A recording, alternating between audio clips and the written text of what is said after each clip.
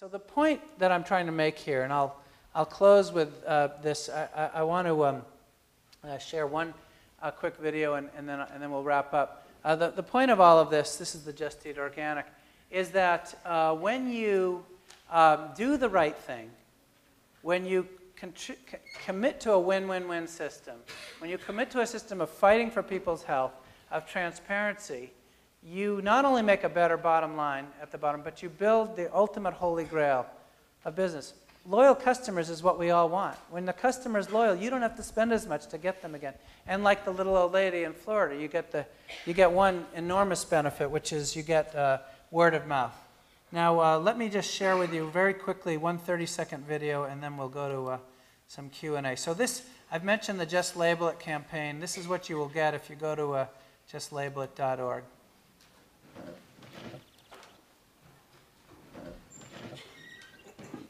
So, how's wrestling going, Jeff?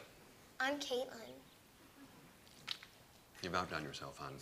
This is really good. Without labels on genetically engineered food, you have no way of knowing what you're eating for dinner.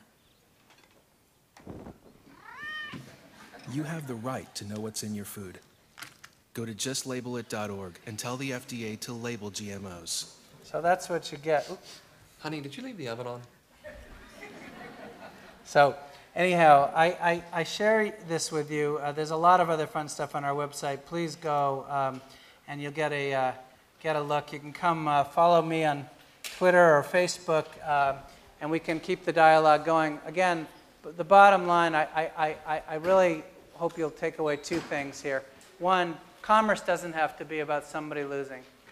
You know, if my experience should be any guide, 28 years, it can be about everybody winning. Our shareholders have won, our employees won. By the way, we have some of the best benefits in the country. If you work at our company for 5 years, you get a 2-month paid sabbatical.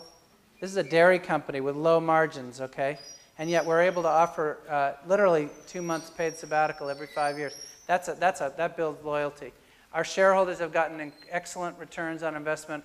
Our farmers have gotten paid very well. Commerce really can be this way. This is the kind of commerce I think we're going to have to be in to deal with the problems I shared with you at the earliest part of the slideshow.